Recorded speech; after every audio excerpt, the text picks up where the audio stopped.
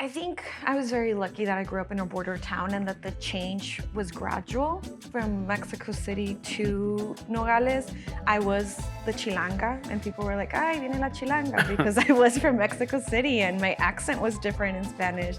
Most people don't realize that when people donate to nonprofits, especially when you're talking about big donations, they're like, you could use it for everything but paying the employees. You could use it to do the programming and everything else, but I don't want this shit to go into like operations, right? I didn't have that in that perspective. I think we often think of Oregon as a liberal state, a very welcoming state.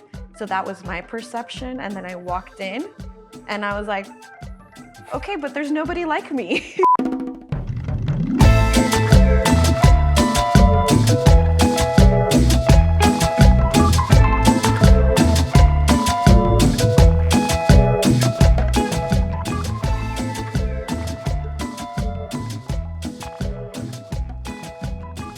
Let's talk about the simple things, the easy questions. I guess we'll start with your origin story. Where's your family from? My family, I was born in Mexico City, in Coyoacán, but I moved to a border town, Nogales, Sonora, Nogales, Arizona, when I was 8 years old. And really, when I think of home, I think of Nogales being home. So yeah, I grew up there in very bilingual, bicultural town. It's funny, actually, I don't know if you've ever gone to Nogales, but... I have. Have you been to Nogales? I have, yeah. Oh, okay. So you know how like the border is just right there. It's just right. People's backyard is the border. Right. So growing up, it was like, vas a ir al otro lado? Are you going to be across the line? Right. Or estás al otro lado? And somehow we always knew what side were you in, the Mexico or the U.S. side. So grew up. How long does it take to get from like nowadays? Because it's changed a bit. Yeah. I mean, I think from my understanding, Nogales might be the only border town where you can actually walk like within 5 minutes. But because of immigration and the border, you can't, especially during holidays, it can take you up to 8 hours to cross. Wow. Specifically from the Mexican side to the U.S. side. From the U.S. to the Mexico side, it's just... You just drive. Come on over. Yeah. Wow. What took your family there?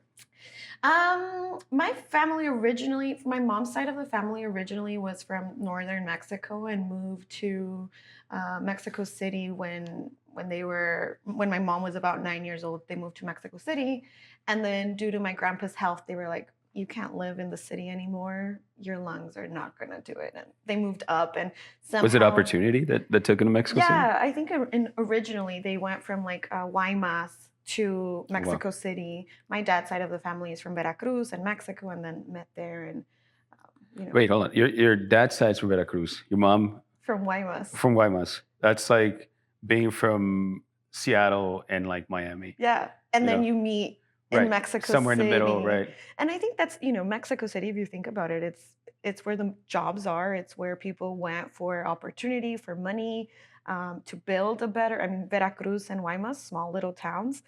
So I think it's very similar to go to the metropolitan area to get a better future for your kids, etc. So they ended up in Mexico City, and then that's where I was born, and then later moved back up to northern Mexico. 8 years old. What was that like? Because you're living, I guess, as a child, and at least that's my memory. It doesn't really feel, we don't think of the border the same way. You're still surrounded by the same people that speak the same language. But for you, at what point were you like, or was there even a point where you say, I need to assimilate, or I need to be more like this? Yeah.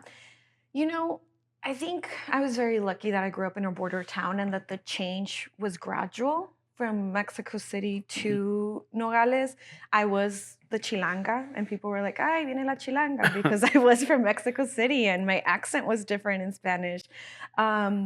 But it wasn't too much of the assimilation, I think, when I was young, because we still celebrated the same holidays that I celebrated in Mexico, and people still spoke Spanish, and Nogales is a town that is mostly Latinos. I really think it was until I went to college that I had that shock with reality that the rest of the U.S. wasn't the backyard I grew up in. So yeah, I think it was older me that had to, quote unquote, assimilate or not assimilate, but had more the idea of being an other versus this is how we go in. I went from a big city to a small town, and now being like, oh, this is a small town. This is not the U.S. Northern Arizona University, right? Yeah. Where is that? Lumberjacks. Go Lumberjacks. That's our mascot, not the best mascot. It's in Flagstaff, Arizona. Oh, wow. It's a small college, a smaller college than Right. the popular ones in Arizona. Quite the difference, though, that part of Arizona than where you grew up, Yeah. obviously. There's trees. It smells like pine. And there's snow. And there's snow, When right. I moved to Portland, people were like, how are you dealing with the cold? And I was like, I've lived in Arizona or Flagstaff now, I think at that point for 6 years. And I'm like, Culturally, what was that like for you? Flagstaff? Yeah.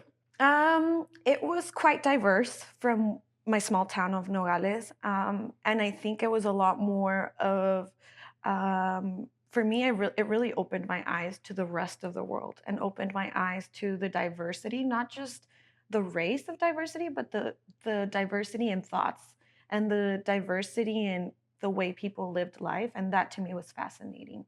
I've always, if I had all the money in the world and didn't have to work, I would probably just study sociology. I love the fact of like why people do what they do. And I do think moving from Nogales to Flagstaff was like, how do we all live such different lives? And why does that excite you? And why, anyways, it was really an eye-opener for me. What was your major at the end? International affairs. Did you go in with that mentality? Obviously. Yes. Of course, it's you. Obviously, yes. Yes and no. And people often are like, what are international affairs? And I'm like, nobody can tell you a straight answer what international affairs are. But it is the study of people and how people internationally and how policy affects it. And I loved it. And I knew that was something I wanted to study. Mm-hmm. But it wasn't until I was actually in my major that I was like, this is fascinating. I don't know what I'm going to do with it, but I was like, this is fascinating. You could spend the next 30 minutes talking about tariffs so people can actually fucking understand it. What a tariff is. I love it. I'm like, let's sit down. Let's talk about what these international policies actually look like. So, I love it. When was your first big international trip? My first international trip, probably Scotland. And that was recent. I think really? I didn't really do, I think because my family didn't have money, we didn't travel outside. Not that we grew up. I know what you mean, yes. We grew up, with limited resources. And I think it was always the idea of like, when you travel, at least for me, when you go to college, you'll be able to, especially if you study international affairs, that means you're going to be traveling all over the world. That's just what I assumed you were doing. Yeah, no, I wish that would have been. I traveled to Mexico often. I think my family was really conscious about making sure I knew where I came from and made sure that I fell in love with what Mexico had to offer and the complexities of Mexico. So we traveled often around Mexico. And it wasn't until I was older that I was able to afford an international flight that I actually went to different places. And one that was Scotland. And I don't know how many people think of like, oh, I'm going to go to Scotland per se. What took you to Scotland? It was amazing. A job, actually. It was a conference, a credit union conference that took me to Scotland.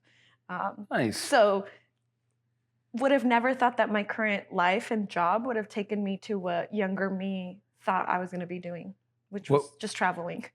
How did that play a role for you? Did that inspire you to say, okay, I'm going to work really hard because one day I want to go to Scotland? Yeah. I think that was always my goal. And I think studying international affairs, I was like, what do I need to do to travel the world? And again, I think it really came from a place of wanting to know how life was lived in different places. I was so intrigued by different cultures and all that. So I think even younger me thought of like, what can I do to get there? And one approach was, well, I need to study and understand why there's such complexities and diversities in different aspects. And then the other thing was, well, like, now I need to get a work to actually be able to afford to travel and do these things. And I know you can travel. I think I have friends who are like, Nicole, you can just hop on it and backpack. And that was not precise the way I wanted to travel. So I needed to work to save some money to do that. Have you done that? I haven't. And I have friends who are like, you need to do it. I think I'm a scary cat. Of going somewhere new and just not having a plan. Really? Yeah. There is something. There's not to, go sideways. I talk about this often, that there's something when you have that privilege, and I say privilege because not all of us get to do that. In fact, I didn't get to really do that until I was way into my 30s. Yeah. But when you do that, when you go somewhere, when you get lost, when you get to a point of like discovery, and then you're like, oh shit, I'm here by myself. Then you get kind of sad because you wish Yeah. somebody. I've always carried, like, whenever I traveled, I've always carried the fact that my family wasn't there with me. Yeah. At one point or another, it hit me. It's gotten better as I gotten Yeah. older, but in the beginning, all I wanted, it was like to have this thing, Yeah. right? So it's a Yeah. very, very common thing with I don't want to say brown kids. At least that's my Yeah. No, and interpretation of it. I think that's, even digging deeper into that, the guilt that a lot of Yeah. first generations, I refer a lot of the times to first generation wealth creators, right? So the first ones who have the opportunity, like myself, that it is a work or someone that is paying for you to go travel and do Right. all these other stuff. I think there's a lot of guilt that first generation wealth creators or first generation immigrants or brown kids that we carry. I definitely, even it's something that I currently still work on, and being like, why me? And like how, like, but I want to bring other people with me, right? And Right. how do you give this back? And how do you, like, I think back on my mom and I'm like, I wish she would experience the stuff that I get to experience now, right? That she didn't get to experience. So I definitely think there's a lot of guilt that we carry as we grow in these professions or travel or etc. How much of that inspires the work that you do now? A lot. I think that, with my current job, I think that's the piece of how do we create wealth for our community. And when I think of wealth, or when I say how do we create wealth, is how do we create those opportunities for people to choose what wealth looks like to them? How do you create that opportunity for people to take vacation, and that it's not just seen as maybe one day my grandkids will get to do this, but how can I take one vacation a year, right? Right. So it really is the fuel of the work that I do. It comes with, I often say, not a lot of the times you get to work in a job that also fits your personal motivation, and for me, I get to do that. You, what year was it that you graduated? College, Yes. 2014, 15. Very recent. Yeah. What did 15. you do after that? How did you put your degree to work? Great question. I'm still trying to figure out how I put my degree. No, to be quite honest, so when I started going to college and all that, I really fell in love with education, and I thought I was going to be doing international affairs with access to education, specifically girls, and education in girls. And similarly to, I think, people who want to go help, I looked around in my own backyard and realized all of the stuff that could be done here and not necessarily abroad, right? Like, I was like, there's people in communities doing the work. What can I do within my community? So even though it wasn't international, it was still with the same core of access to resources. And so my background actually started in education. I started doing research specifically for bilingual students and in Mhm. Head Starts. And then from that, I was like, I'm going to keep being in education. I didn't want to be a teacher. I think teachers deserve awards constantly because it's just a lot of work, and it takes specific people to be teachers. So, but I knew I wanted to be in education, and what excited me the most was connecting the resources and the points. Um, and I stayed in education for a while. We moved to Oregon. My partner, he actually decided to go back to school, and decided to move to Oregon because of that. Is And that where you ended up yeah, at your job at Girls Inc. yep, was yep, here? yep. So my job at Girls Inc. started here. I started at Girls Inc. of the Pacific Northwest and started doing education after school programming, but STEM careers, production. Actually, we did some. I led a program called Produced by Her, where Mhm. students got to do their documentaries. And anyways, it was all girl empowerment, but access to education, specifically for minority and Black and brown girls. And I then started teaching, went to Minnesota actually to learn a curriculum from economic literacy. And that blew my mind. The fact of economic literacy and teaching it, I was like, okay, so we can teach somebody how to do a budget. Right. And then what? So it was because of my role in education and my work with Girls Inc., with as a research assistant and all this, that really led me later to finding out what economic development is and what now I do. So During the time at how long were you at Girls Inc.? 4 years. 4 years. Mhm. So I got to ask you, and I could be completely wrong Mhm. about this. You're going in, you're doing big things, even if it's at like a lower or Yeah, micro level. I guess yeah, it's probably a better word. But you're doing those things, and you see that this is an organization that's growing drastically, especially in the last 10 yeah. years, right? And funding. You're still working for a nonprofit, which means that you're making not the money that you deserve to be making. How do you stay in the game after 2 years? Like, how did you, maybe how did you stay? Yeah. How did you now just like, you know what? This was fun. I've done a lot of things. I'm just going to take the first payday that comes around because I think that's one of the things with nonprofits. Right, Not most people don't realize that when people donate to nonprofits, especially when you're talking about big donations, they're like you could use it for everything but right, paying the employees. You could use it to do the programming right, and everything else, but I don't want this shit to go into like right, operations, right? right. So what kept you there? I always knew I needed to be all in. I am a person, and I don't think it has to be that for everyone. I actually have talked to students and swayed them away from nonprofits because I just think there's other ways to give back, right? Like if somebody's intention to me comes up to me and says, I want to, this was a student, he really liked engineering, but he was like, but I want to give back. So I think I'm going to go into the nonprofit world.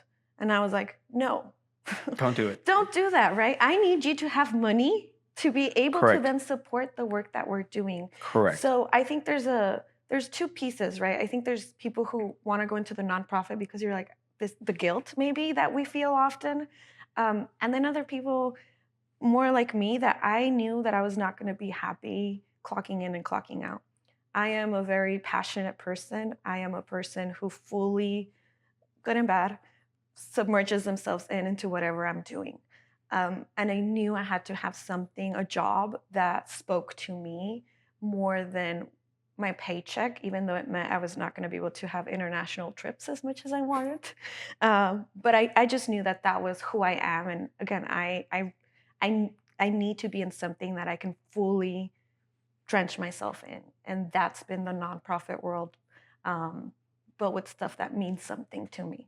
Yeah, you touch on something that I talk about very often, right? Because I think when I started, I had the same issue. I started in the coffee business as a way Mhm. to raise money for DACA recipients, Mhm. right? And then once I got a shop, I'm like, every time that I do this, I can just donate more. Right. And immediately you learn that's not really your greatest strength is just to make as much money as possible, Right. as selfish Right. as that might sound. Because even now, when I see it, when I talk to people that are like, "Well, we're going to do this cafe, but we're going to give back," I'm like, "Put that give back shit away for a minute. Right. Focus on surviving your first year. Because if you make this one of your pillars and you cannot Right. fulfill that promise, it's going to be it's going to challenge the way that you do Right. everything and keeping your head in the game because you realize, well, shit, I said that we were going to do this and now we can't afford to do Right. this. And I've seen it so many Right. times. And when they don't fulfill that, it Right. certainly has an effect on like the business and the way that people judge you. Yeah. Right. So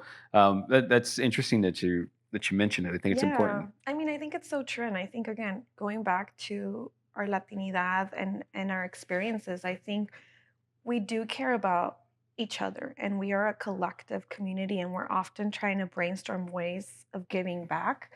And I often refer back to the saying of like, if your cup is not full, you cannot fill somebody else's cup. Hmm. So how do we make sure that you are stable, that you have what you need?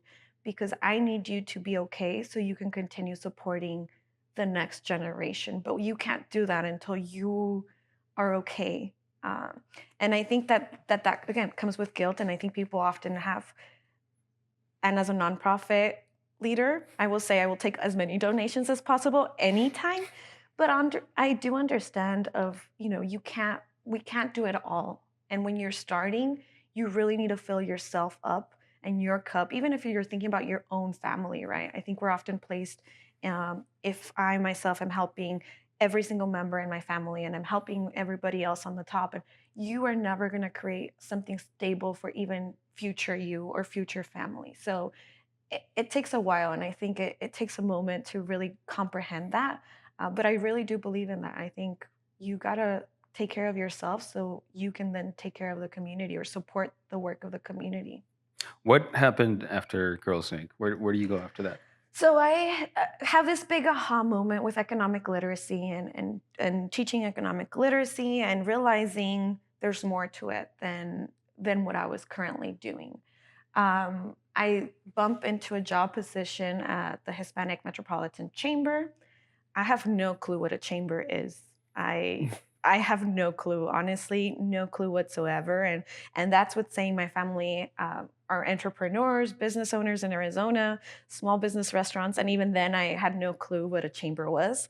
Um, but the job description was in education. It talked about generational wealth. It talked about asset building, and it just started putting words that were not in my dictionary or words that I was used to being able to express something that I felt actually had words, and started working at the Hispanic Metropolitan Chamber and started working in the education with the scholarship program and the individual development accounts, which is a match savings program, Hmm. and just started seeing the power of that. I think moving as well from Arizona, that was very diverse, to Oregon was a big shock. Not And not quite as diverse. Yes. not quite as diverse. I think people at least I wasn't I didn't have that in that perspective. I think we often think of Oregon as a liberal state, a very welcoming state. So that was my perception. And then I walked in and I was like, okay, but there's nobody like me.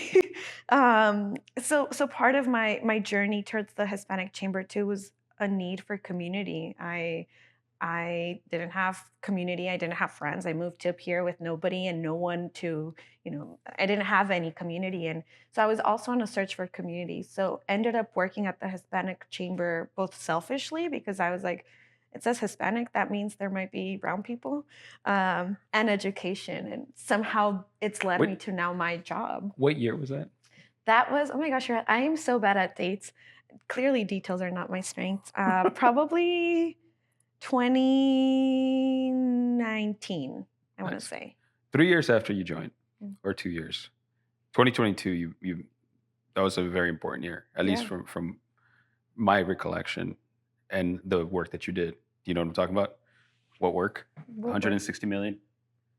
Oh, scholarships? Yeah. Yeah. Yeah. I know that it's your job as a brown woman to downplay your accomplishments, but right now, can you tell us more about the that work? Yeah. So, really the work of that we've been able to accomplish at the Hispanic Metropolitan Chamber has been instrumental, I think, in the well-being and the economic stability of Oregon and Southwest Washington. Uh, 2022, each year we raise funds from scratch to give out to students. That year we raised $160,000 to students to give to 160,000, not 160 million. Sorry. Right. $160,000 to give to students, but really throughout the 3 years, we've awarded over $3 million to students across Oregon and Southwest Washington. And this is both high school seniors, but also students who are getting their PhDs and masters. And people often ask us, well, why not just high school students, right? Like, why not undergrad? Again, for me, it's if we're trying to build that wealth creation, we have to increase our numbers. We can't be 2% of Latinos getting masters or PhDs, right? Like, how do we increase that? So it really has been a journey. And I think the going back to money and how the support of money does make a difference, I think has been instrumental in the lives of students. I myself was a scholarship recipient in Arizona. And if it wasn't for that scholarship, I wouldn't be here probably with you today talking about all this stuff. So yeah, it's been instrumental both from our scholarship. The Hispanic Chamber really focuses on generational wealth, and we do that by students education, knowing that that's one way to achieve wealth. We do that through our leadership program, which is for people in their mid-career levels. Graduated over 400 participants from that program. And these sessions are like conflict negotiation, HR, a resume, just skills that if you're the first one in your family, you probably don't know a lot of people to talk to about being like, how do I negotiate my salary? And then our last program is our biggest program. It's our small business technical assistant program, where we provide free technical assistant to businesses, from I have an idea to start a coffee Mhm. to, hey, I'm franchising or selling or closing a business, and all the different stages with that. So yeah. Let's talk about that in regards to and sticking with the business side of it. What do you think are the biggest challenges, obstacles as a small business owner that you see within our community? I mean, I think specifically here in Oregon, one is language accessibility. Very limited resources and forms to get to know how to start a business are in Spanish. At the chamber, probably out of our 600 businesses that we see a year, um, 85% only speak Spanish, right? So Wow. that's already a piece there if that language accessibility. I think our businesses, I think a lot of Latino entrepreneurs start businesses out of necessities. And that has a different approach to it than somebody who's starting a business because they want to start a business, because they have a vision of a business, right? And I think that creates barriers for our community, right? When you are needing to start something out of a necessity, there's a lot It's a less, bigger hill.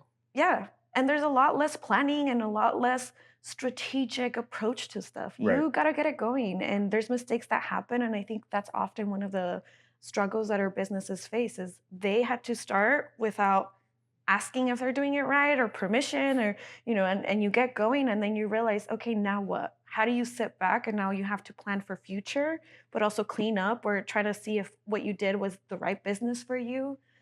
So I definitely think that's a barrier, and then access to capital, which I think is, um, you know, a huge one. Whether you're an I-10 holder, whether you're whether you're just a small business and don't have collateral to put. By the way, for the folks that don't know what an ITIN holder is, For people who don't have a social security, so all businesses receive EIN number, or in order to have a business, you have an EIN number, and you could have an I-10. I-10 is how you pay taxes. So our small businesses pay taxes. right? And at the end of the year, those folks get those taxes. I'm just kidding. they Terrible wish joke. they don't get any money back. They don't get any money back. That's right. So, but they also don't have a law. Our community doesn't have collateral. And when you're looking for a business loan, you need collateral. So how do you ask for a loan with no collateral? And so there's a lot when we're talking about access to capital. That is one of the reasons as to how we view collateral is, I think, one of the bigger issues that we're talking about. So let me ask you, explain it to me or to the folks out there. If I just came to this country, however I got here, by any means necessary, and I started a job as a dishwasher, and I save up a little bit of money. I don't know how much money, but I save up a little bit, and I want to buy a house. Take me through that process. That you would see the way, the path, knowing these facts. Because right now, like most people would be like, well, you can't buy one because of that. Yeah, I mean, there is programs. There's specific programs, and I think if you look at CDFIs, and CDFIs are a hybrid of a bank or financial institution that allow people with very little credit or with bad credit to have access to some sort of capital. If you think of credit unions, they tend to have programs for individuals. So I don't know if there's necessarily like, if you got here, how do you buy a house? There's different steps, right? Like, what are your priorities? What are your goals? And I think that's the place where you have to come in and see your holistic approach of stuff. If you're looking to purchase a house, do you have the means to pay a monthly rate? Regardless of how you got here, there are programs available for you for zero down payment, for I-10 loans, for some sort of down payment assistance. There's program like the IDA program that I talked about earlier that you can save money and then you can buy it. It goes to your purchase of a house. But I think it really comes down to what is your overall current economic situation and how are we going to grow that, whether that is first through a house, whether that is through a business, whether that is through paying off debt. What is those things? And then we can have a game plan as to how to approach it.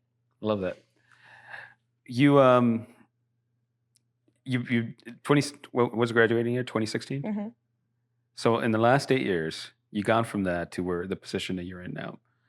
At what point did you take a step back and look at it and say, this is... What am I doing? Also that, Which also that, I mean, sure, you could answer that, but really, I think it's the opposite. I think it's more like I'm killing it, Mm. right? And there has to be a point where you've done it. And if you haven't, let's do it right now. But when did that happen for you? Either one of the two. You know, it started, it's funny. I am a firm believer in therapy. I've been, As should everybody. I really am a firm believer because for my family, the fact that I had a quote unquote office job was already, I was killing it, right? So I had a lot of this back and forth of what does killing it look like? And in therapy, and a friend who goes to therapy, a lot of our conversations, one time they asked me, well, what does success look like to you? Because to us, you are successful. You have, what you thought of an office job. And this was back when I first started, right? My first job, I started making my first salary job. I started making $38,000 a year. And I was like, I am rich. Because it was the first time in my life and my family's life that I was the first one to have a salary. Right. It didn't mean I had to work hourly. It didn't mean like in Arizona, hourly wage is also a lot less than in Oregon.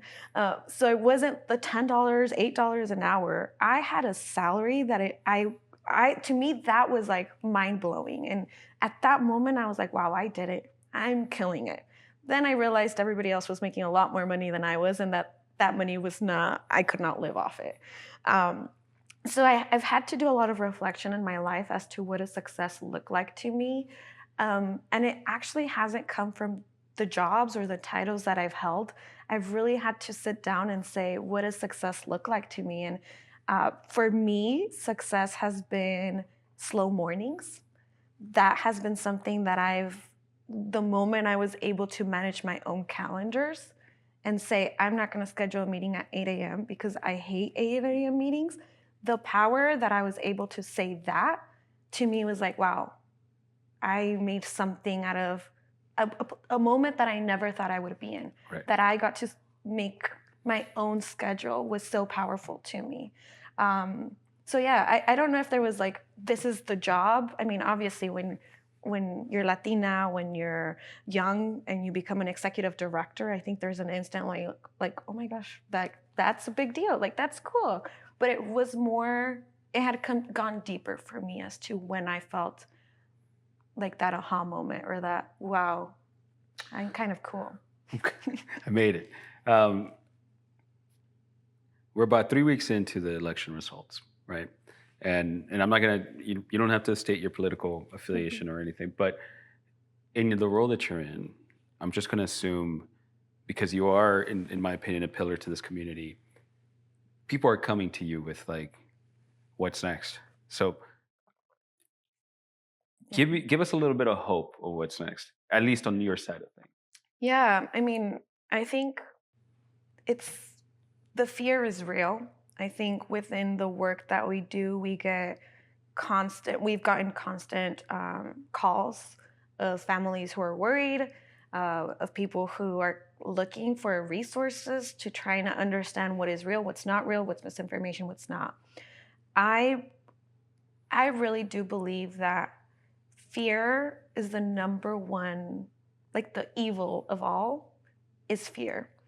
And I think a lot of the times, the fact that we cause fear or that the political climate can cause fear is they already won to a sense, right? The moment that I don't do something because I am fearful of the unknown, that holds so much power.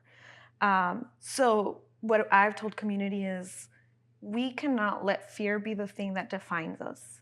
As scary at times as it's coming, and I want to be sensitive to it because there is things to be fearful of. I think there is a right to feel fear, but we cannot move movements with fear. We need to really be proactive.